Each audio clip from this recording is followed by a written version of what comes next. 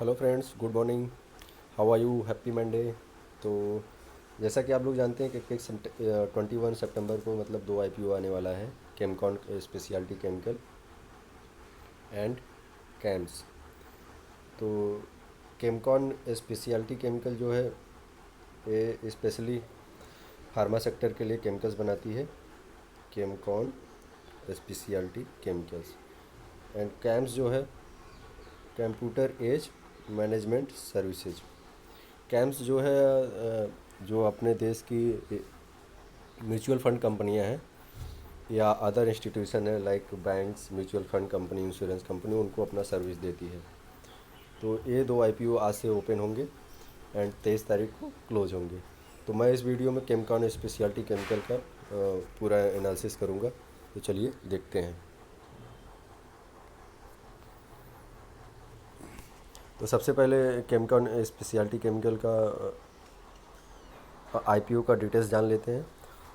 Open date जो है 21 सितंबर। Timing होगा 10 AM, 10 बजे सुबह खुलेगा ये। एंड क्लोज डेट है 23 सितंबर। 23 सितंबर को ये 2 PM पे ही क्लोज हो जाएगा। तो आपको 23 सितंबर के 2 PM के पहले ही अप्लाई कर देना है। अब देख लेते हैं कंपनी कितना शेयर बेच रही है आईपीओ के माध्यम से।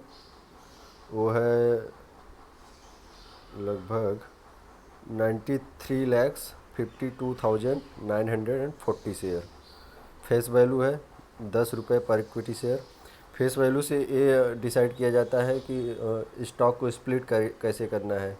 जैसे कि मान लीजिए 10 रुपये पर इक्विटी शेयर के हिसाब से आपके पास 10 शेयर पड़ा है और कंपनी इसका फेस वैल्यू 2 रुपये करना, 10 रुपये से 2 रुपये करना चाहती है, तो आपको हर एक शेयर के बदले 5 शेयर मिलेगा, क्योंकि फेस वैल्यू जो है 10 रुपये से 2 रुपये हो रहा है। इसी को बोलते हैं स्टॉक स्प्लिटिंग, मतलब एक स्टॉक से कई स्टॉक का बनना। तो फेस वैल्यू का काम होता है स्टॉक स्प्लिटिंग में, डिविडेंड देने में या अदर कॉरपोरेट एक्शन में इनका काम होता है। एंड इशू टाइप है बुक बिल्डिंग। इशू साइज जो है इस आईपीओ के माध्यम से कितना ये लोग पैसा मार्केट से रेज करेंगे, 318 करोड़। लॉट साइज है, एक लॉट में मिनिमम 44 शेयर होंगे। इश्यू प्राइस है 330 से 340 पर इक्विटी शेयर। चूँकि ओवर सब्सक्रिप्शन होने वाला है तो आप 340 पर इक्विटी शेयर प्राइस पकड़ के चलें। लिस्टिंग होगा एनएससी और बीएससी पे, national stock exchange and Bombay stock exchange. India की ये दो मेन ट्रेडिंग स्टेज है या जहाँ पे स्टॉक लिस्ट होता है। लिस्टिंग डेट है 1 अक्टूबर, जस्ट अहिंसा दिवस के एक दिन पहले। 2 अक्टूबर को गांधी जयंती है, 1 अक्टूबर को इसकी लिस्टिंग होनी है। तो ओके फ्रेंड्स, यहाँ पे हो गया केमकॉन स्पेशलिटी केमिकल का आईपीओ का डिटेल्स। अब देखते हैं कंपनी का फाइनेंशियल्स, क्योंकि उसी से निर्धारित होता है कि कंपनी आगे कैसा करेगी या इन पास्ट कैसा की है। तो चलिए देखते हैं फाइनेंशियल्स में। यहाँ ऊपर देख रहे हैं ईयर बाय ईयर दिया गया है, 2018 से 19-20। एंड इनका जो फिगर है सब मिलियन में है। 1 मिलियन में 10 लैक्स होते हैं। 1 मिलियन इक्वल टू 10 लैक्स। तो यहाँ से यहाँ तक देखिए ईयर बाय ईयर दिया है, मार्च 2018, मार्च 2019, मार्च 2020। एक्चुअली किसी भी कंपनी का जो फाइनेंशियल ईयर शुरू होता है मार्च से ही शुरू होता है। तो अब चलते हैं रेवेन्यू देख लेते हैं। रेवेन्यू भी आपको देखिए बढ़ता हुआ दिखेगा, 1576 से 3033, फिर 2620। इसके बाद change in inventory. Change in inventory भी इनका लगभग, change in inventory that means कि ये स्पेशलिटी केमिकल्स में है। केमिकल्स जो भी बनती है उसका एक एक्सपायरी डेट होता है। तो देख रहे हैं कि 2018 में -44 का मतलब जो है एक्सपायर हुआ था, और 2019 में 98 का एक्सपायर हुआ था, एंड 20 में -20 ओनली। तो ये काफ़ी तेज़ी से मतलब ये लोग सुधार किए हैं कि प्रोडक्ट एक्सपायर ना हो पाए। प्रोडक्ट एक्सपायर की मतलब कि कंपनी का ही हानि होने वाला है या बेच नहीं पाए। एम्प्लाई कास्ट आप देखेंगे 188 से 241, थोड़ा सा बढ़ा, फिर वहाँ से लगभग 140 मिलियन। तो एम्प्लाई कास्ट कंपनी की घट रही है, तो ये भी अच्छी बात है। अगर एम्प्लाई कास्ट कंपनी का घटेगा तो प्रॉफिट मार्जिन या प्रॉफिट आफ्टर टैक्स ये बढ़ेगा। अब अदर एक्सपेंसेस देख लेते हैं। 159, 282, 288 millions. EBITDA EBITDA means revenue के बाद जो interest earning before interest, tax, depreciation and amortisation. तो ये देख रहे हैं 2018 में 480 है, एंड 661 19 में, एंड 20 में 679। तो ये भी देख रहे हैं एक तरीके से फिगर बढ़ता जा रहा है। ये कंपनी को दिखाता है कि मतलब कि रेवेन्यू के बाद ये जो कॉस्ट कटिंग वगैरह है, ये सब कट करने के बाद कंपनी के पास कितना बच रहा है। Earning before in in earning before interest, tax, depreciation and amortisation. मतलब इंटरेस्ट के पहले जो भी इन्होंने कर्ज लिया है उसको अभी इंटरेस्ट देना बाकी है, टैक्स गवर्नमेंट को टैक्स देना बाकी है। भाई कमा रहे हैं तो गवर्नमेंट को टैक्स देंगे ना, गवर्नमेंट तो सबसे वसूलती है, यहाँ तक कि हमारे आपसे जेब से भी ले लेती है। एंड डिप्रिसिएशन मतलब जो भी इनके मशीनरी वगैरह हैं एक्सपायर हुए हैं वो, एंड अमोर्टाइजेशन। अब चलते हैं OPM. OPM means operating profit margin. Operating profit margin means कि हर 100 रुपये पे कंपनी को कितना बच रहा है, हर 100 रुपये के रेवेन्यू पे कंपनी को कितना बच रहा है। तो यहाँ देख रहे हैं कि 2018 में 30%, 19 में 21%, एंड मार्च में देख रहे हैं मार्च 20 में देख रहे हैं कि लगभग 26%। तो आप देख सकते हैं कि लगभग अगर ऑन एवरेज लिया जाए तो एक चौथाई कंपनी बच रहा है। जो भी कंपनी का रेवेन्यू है उसका एक चौथाई इनका प्रॉफिट में तब्दील हो रहा है। मतलब हाई मार्जिन बिजनेस है।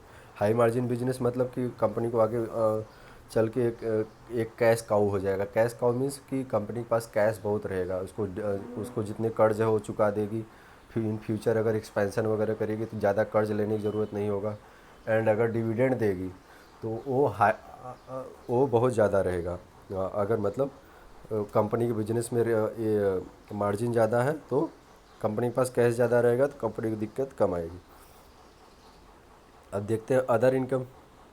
अदर इनकम आप देख रहे हैं 7 मिलियन से 90 मिलियन, 90 से 39 मिलियन। यही है जो मतलब देखिए इनका जो रेवेन्यू मार्जिन है या वो ऑपरेटिंग प्रॉफिट मार्जिन है वो ज़्यादा है। ज़्यादा होने की वजह से इनकी कमाई ज़्यादा हो रही है, तो उस कमाई को कहीं और लगा रहे हैं, कहीं इन्वेस्ट कर रहे हैं, कुछ और अदर बिजनेस में लगा रहे हैं। तो देख रहे हैं कि ये फिगर अदर इनकम का फिगर कितनी तेज़ी से ग्रो कर रहा है। 7 मिलियन से 90 से 39, दुगुना तिगुना रफ्तार से ये ग्रो कर रहा है। इंटरेस्ट कॉस्ट देख लीजिए। इंटरेस्ट कॉस्ट तो नॉमिनल बढ़ रहा है 30 से 40, 40 से 46। डिप्रिसिएशन देख लीजिए। जो भी कंपनी की मशीनरी वगैरह है जो वो एक्सपायर हो जाते हैं 5 साल 10 साल में, तो वो देख रहे हैं 22, 28 and 46 year on year. And profit after tax most important thing. तो 435 2018 में रहा। 435 क्या मिलियन। अब 1 मिलियन में 10 लाख होते हैं, आप इंटू करके निकाल सकते हैं। एंड 2019 में 612, एंड 2020 में 626। तो 435 से सफ़र शुरू हुआ, 626 तक पहुंचा। तो यहाँ भी अच्छा खासा ग्रोथ है। अब टैक्स देख लीजिए। जो गवर्नमेंट टैक्स लगाती है 141 मिलियन से 181, 160। चूँकि अर्निंग बढ़ रही है तो टैक्स भी बढ़ेगा, ऑब्वियसली कोई उसमें बहुत ज़्यादा कॉम्प्लिकेटेड चीज़ नहीं है। अब देखते हैं कंपनी का नेट प्रॉफिट। नेट प्रॉफिट आप देख रहे हैं, ये है ईयर ऑन ईयर 294, 431, 466, ये भी अच्छा ग्रोथ है। नेट प्रॉफिट मार्जिन, अब सभी चीज़ों के बाद नेट प्रॉफिट मार्जिन क्या है। नेट प्रॉफिट मार्जिन देख रहे हैं 18% से 14% घटा थोड़ा, इसके बाद फिर 80% लगभग आ गया। तो डबल डिजिट में इनका नेट प्रॉफिट मार्जिन है। सारे खर्चों को निकालने के बाद जो कंपनी को हर 100 रुपये में बचता है उसको नेट प्रॉफिट मार्जिन कहते हैं। Earning per share, earning per share मतलब आपके पास जो भी शेयर रहेगा या जो भी कंपनी के प्रमोटर के पास शेयर था, हर एक शेयर पे कितना अर्निंग हो रहा है। तो 2018 में देख रहे हैं 8 रुपये, 2019 में 11 रुपये, लगभग 12 मान सकते हैं, और 2020 में लगभग 13 रुपये का पर शेयर अर्निंग है। चलते हैं फ्रेंड्स, अब कंपनी का बेसिक्स देख लेते हैं, कंपनी करती क्या है बेसिकली। तो जैसा कि आप लोग देख सकते हैं, केमकॉन स्पेशलिटी केमिकल आईपीओ, इसमें फर्स्ट पॉइंट दिया गया है कि ये आईएसओ द्वारा सर्टिफाइड है, जो कि ये बहुत अच्छी बात है। For the manufacturing and supply of pharmaceutical intermediates, pharmaceutical के लिए जो भी रॉ मटेरियल्स है वो बनाने और सप्लाई करने के लिए आईएसओ द्वारा सर्टिफाइड है। और क्या क्या बनाते हैं, silence and oil field chemicals. Oil field chemicals मतलब वही मैं बोला कि जो ऑयल एंड गैस एक्सप्लोरेशन में काम करती है company, like ONGC, IOC, Reliance industry, ये जो बड़े बड़े प्लेयर हैं उनके लिए भी ये केमिकल्स बनाती है। उसमें जो भी केमिकल लगता हो, chemical speciality is a manufacturer speciality के specialised chemical such as H M. अब देखें उस फार्मा सेक्टर में ये दो केमिकल्स लगते हैं, HMDS एंड CMIC। तो HMDS एंड CMIC में ये मार्केट लीडर है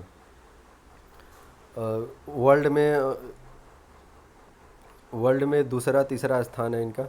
यहाँ पे आप देख सकते हैं HMDS जो है only manufacturer of HMDS in India. मतलब HMDS जो भी एक केमिकल कंपाउंड है, हम आपको बता दें, एक केमिकल कंपाउंड है जो कि फार्मास्यूटिकल में इसका यूज होता है। तो only manufacturer of HMDS in India, that means India में इनकी मोनोपोली है इस केमिकल कंपाउंड के लिए, कोई और कंपनी नहीं बनाती HMDS। अब CMIC देख लेते हैं। CMIC देख रहे हैं कि इंडिया के लार्जेस्ट प्रोड्यूसर हैं, मतलब इनके अलावा और भी कंपनी बनाती होगी और वर्ल्ड में सेकंड लार्जेस्ट CMIC जो केमिकल कंपाउंड है ये बनाते हैं। तो देख रहे हैं कि 2-3 प्रोडक्ट ऐसे हैं जिसमें ये मार्केट लीडर है। तो नो इशू, इनके पास प्रोडक्ट पोर्टफोलियो बहुत ही स्ट्रॉन्ग है, कह सकते हैं कंपनी के पिलर हैं।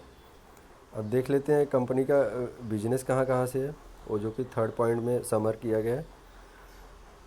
दे have customer in domestic as well as in the export market. ये एक्सपोर्ट भी करते हैं बाहर के देशों में और अपने यहाँ भी सप्लाई करते हैं। The export market consist of products to countries including the USA, United State of America. USA में अपना प्रोडक्ट सप्लाई करने का मतलब कि प्रोडक्ट क्वालिटी आप समझ सकते हैं किस लेवल का है। इटली में करते हैं, साउथ कोरिया में करते हैं, जर्मनी में करते हैं, the people Republic of China में करते हैं, जापान में करते हैं, UAE में करते हैं, यूनाइटेड अरब अमीराट्स, सर्बिया में करते हैं, रसिया में करते हैं, स्पेन में, थाईलैंड, मलेशिया, इन सभी देशों को ये अपना माल एक्सपोर्ट करते हैं। अब देखते हैं ईयर ऑन ईयर जो है इनका एक्सपोर्ट जो है कितना परसेंट रहा है। तो 2020, 2019, 2018, अब रेस्पेक्टिवली यहाँ फिगर दिया गया है। 2020 में जो देख रहे हैं वो लगभग 40% है, 2019 में 32%, 2018 में 47%। 2018 में सबसे ज़्यादा रहा है 47%, धीरे धीरे घट के लगभग 2020 में 40% बचा है। तो कड़ी टक्कर मिल रही है इनको वर्ल्ड वाइड कंपटीटर से। तो लेकिन ये बहुत ज़्यादा डी ग्रोथ में नहीं है, लगभग 6-7% से 6-7% डी ग्रो हुए हैं 47 से 40% आ गए हैं, दैट्स ऑल। तो अगर CAGR देखेंगे, कंपाउंडेड एवरेज ग्रोथ रेट, जो भी मैथ एंड बीकॉम के स्टूडेंट्स होंगे वो समझते होंगे CAGR क्या होता है। CAGR जो ग्रोथ रेट इनका 17% है, डबल फिगर में, डबल डिजिट में जो फिगर है ग्रोथ का, ये बहुत ही उम्दा माना जाता है।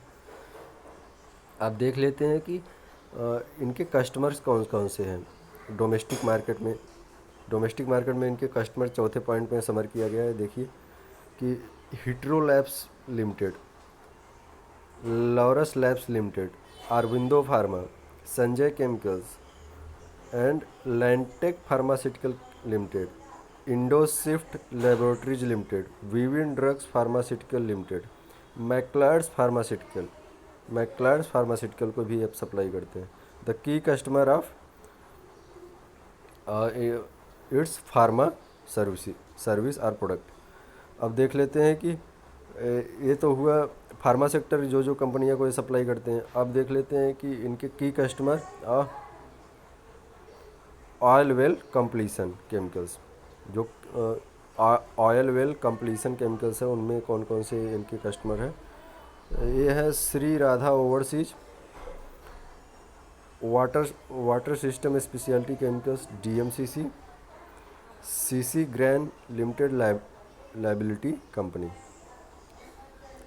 तो ये दोनों डोमेस्टिक कस्टमर हैं। इनके दो कैटेगरी है डोमेस्टिक कस्टमर के, एक ऑयल एंड गैस एक्सप्लोरेशन वाले, एक फार्मास्यूटिकल कंपनी। तो सब चूँकि ये पेंडेमिक रहा 4-5 महीने, तो सबके मन में सवाल होगा पेंडेमिक में ये कंपनी ने कैसा, या पेंडेमिक में क्या असर रहा कंपनी पे। तो देख लेते हैं। एक कंपनी जो है, जब लॉकडाउन लगा था 25 मार्च को, 24 या 25 मार्च को जो भी है, 24 मार्च से 31 मार्च तक ही कंपनी क्लोज बंद रही। इसके बाद वापस से 1 अप्रैल को ओपन हो गई। केवल 5 से 6 दिन के लिए कंपनी क्लोज थी। इनके मैन्युफैक्चरिंग प्लांट जो भी है वहाँ पे काम बंद था 5 से 6 दिन के लिए। इसके बाद 1 अप्रैल से पूरी तरीके से खोल दिया गया। क्यों? क्योंकि ये फार्मास्यूटिकल कंपनी को ये अपना रॉ मटेरियल प्रोवाइड करते हैं। अगर ये अपना रॉ मटेरियल प्रोवाइड नहीं करेंगे तो फार्मा कंपनियाँ अपना दवा नहीं बना पाएंगी, जो कि एक इसेंशियल गुड में आता है। तो एक बहुत ही अच्छे सेक्टर में है, जिनका मतलब 5-6 महीने काम सबका बंद रहा, लेकिन इनका चालू रहा केवल 5-6 दिन छोड़ के। इस तरह का स्ट्रॉन्ग बिजनेस सेक्टर में ये है। अब देख लेते हैं एक revenue model, revenue contribution. Pharma chemical contribute around 63%। Pharma sector is really doing good, so this segment will perform well. Pharmaceutical कंपनियां कभी भी ग्रो नहीं होने वाली है, इनका फ्यूचर हमेशा फैंटास्टिक होने वाला है। जिस तरह से चाइना से सभी देशों को दुश्मनी हो रही है, जिस तरह से तनातनी हो रही है, उसका सबका फ़ायदा कि फार्मास्यूटिकल कंपनियां, इंडियन फार्मास्यूटिकल कंपनियां या इंडियन API कंपनियां, इंडिया की जो मतलब रॉ मटेरियल बनाती हैं फार्मास्यूटिकल के लिए कंपनी, उनको होने वाला है। फार्मा सेक्टर एंड जो केमिकल सेक्टर है, इन दोनों को होगा, क्योंकि चाइना भी एक बहुत बड़ा प्रोड्यूसर है केमिकल एंड फार्मास्यूटिकल का। तो अगर वहाँ से अगर कुछ होगा तो लोग भारत की तरफ अपनी डिमांड लेकर आएंगे और उस डिमांड को पूरा करेंगे इस तरह की कंपनियाँ। तो फ्यूचर में इनका समझ सकते हैं किस तरह से बिजनेस ग्रोथ हो सकता है। Oil well completion chemicals contribute 37% इन 1920 फाइनेंशियल ईयर। तो इस तरह से इनका बिजनेस या रेवेन्यू कंट्रीब्यूशन है। अब कंपनी का ऑब्जेक्ट देख लेते हैं, कंपनी क्यों लेके आ रही है। IPO मीन्स होता है क्या है कि जब कंपनी को कर्ज चाहिए होता है, डेप्ट चाहिए होता है, तो उनके पास दो रास्ता है। एक तो मतलब वो बैंक से जाके डेप्ट लें and year on year basis पे कुछ इंटरेस्ट पे करें। तो लेकिन अगर कंपनी इंटरेस्ट पे नहीं करना चाहती तो उनके लिए शेयर मार्केट वहाँ के रास्ता खुलता है। तो अपने कंपनी का कुछ हिस्सेदारी बेच सकती हैं मार्केट में। उसके बदले कंपनी को कुछ हिस्सेदारी इनको देना पड़ेगा जो इनसे ख़रीदेंगे, और फ्री ऑफ इंटरेस्ट काश इनको कैपिटल मिल जाएगा। जिस पे कोई भी इंटरेस्ट चुकाना नहीं है। तो बैंक से लेंगे तो इंटरेस्ट देना पड़ेगा, कंपनी में हिस्सेदारी बेच के लेंगे तो इंटरेस्ट नहीं देना पड़ेगा, लेकिन कंपनी का कुछ हिस्सा चला जाएगा। तो वहीं आता है आईपीओ का रोल, इनिशियल पब्लिक ऑफरिंग। तो ये अपना आईपीओ लेके आते हैं, उसके पहले सेबी से अप्रूवल लेते हैं। सेबी अगर अप्रूव कर दिए, सेबी पूरा जांच करती है कंपनी की, कंपनी क्या बिजनेस क्या है, किसी का तरीके फ्रॉड तो नहीं है, तो वो इनको थम्स अप करती है, या मतलब परमिशन देती है आईपीओ लाने का। उसके बाद जाके आईपीओ आता है। ये पूरा प्रोसेस कम से कम 6 से 9 महीने का होता है। तो ऑब्जेक्ट है कंपनी का ऑफर सेल। ऑफर सेल में मतलब कि जो कंपनी के एग्जिस्टिंग प्रमोटर हैं, वो अपना कुछ शेयर बेच रहे हैं। तो इतना शेयर बेचा जा रहा है ऑफर फॉर सेल में। And fresh issue fresh issue में 165 करोड़ का शेयर बेचा जा रहा है, एंड ऑफर फॉर सेल में 153 करोड़ का। तो offer for sale generally promoter अपने घर लेके जाते हैं, पैसा उसका यूज करते हैं अपनी पर्सनल यूज़ के लिए। एंड फ्रेश इशू जो होता है वो कंपनी में काम आता है। तो ये फ्रेश इशू जो 165 करोड़ का है, यहाँ पे आप देख रहे हैं, उसको कंपनी क्या करेगी। तो पहला पॉइंट है कैपिटल एक्सपेंडिचर, कंपनी को बढ़ाया जाएगा towards the expansion of the manufacturing facility बढ़ाने के लिए ये कैपिटल यूज होगा। सेकंड क्या होगा, to meet working capital requirements, जो भी करंट सिनेरियो मतलब करंट टाइम में इनको कैपिटल की ज़रूरत है। And general corporate purposes, general corporate purposes में मतलब जैसे कि पुराने कर्ज को देना, डिविडेंड देना, ये सब सारी चीज़ें आ जाती हैं। लिस्टिंग जो है कंपनी की 1 अक्टूबर की होगी, बता चुका हूँ मैं। तो चलिए यहीं पे इस वीडियो को समअप करते हैं। एक क्लास देख लेते हैं, कंपैरिजन विद पीयर्स। अब मार्केट में इनके पीयर्स कौन कौन से हैं, पीयर्स मतलब कंपटीटर्स। तो आप देख सकते हैं जो इनके कंपटीटर्स हैं,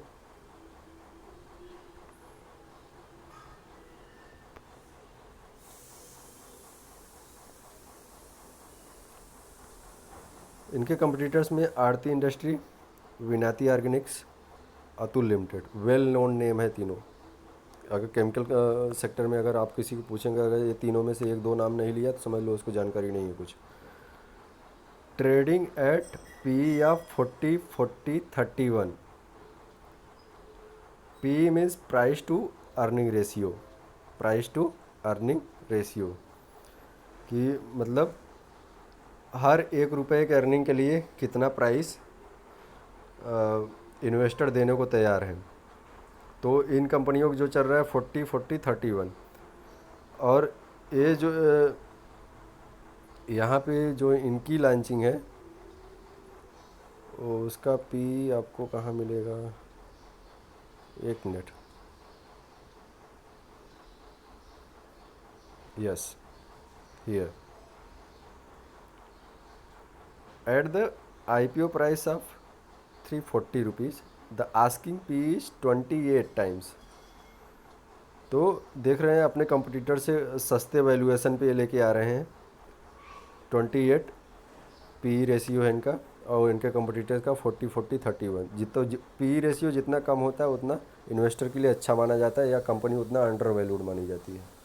तो आप यहाँ पैसा लगा सकते हैं लिस्टिंग गेन के लिए, तो पक्का, क्योंकि यहाँ से आपको लगभग नहीं तो 70 से 80% का प्रॉफिट हो सकता है। एंड लॉन्ग टर्म इन्वेस्टर भी इसको होल्ड करके रख सकते हैं, क्योंकि केमिकल सेक्टर में जिस तरह से बूम आया है, ये कम से कम आने वाले 2-2.5 साल तक ऐसे ही मेंटेन रहेगा, ऐसे ही चलता रहेगा। तो उन सारी चीज़ों का बेनिफिट इन जैसी कंपनियों को मिलने वाली है। तो हम यहीं पे वीडियो ख़त्म करते हैं दोस्तों। जिस किसी को भी डीमैट अकाउंट ओपन कराना है, मैं अपने डिस्क्रिप्शन बॉक्स में वहाँ पे लिंक दे रहा हूँ, वहाँ पे आप क्लिक करके वो डीमैट अकाउंट खोल सकते हैं। अगर किसी भी हेल्प की ज़रूरत हो तो वहाँ पे व्हाट्सअप नंबर भी है, आप एक मैसेज भी हमें कर सकते हैं, तो हम आपको पूरा हेल्प प्रोवाइड करेंगे। एंड या that's all. Best of luck IPO पाने के लिए, क्योंकि सभी को तो मिलता नहीं फिर भी आप भी ट्राई कीजिए, हम भी ट्राई करते हैं। बाय।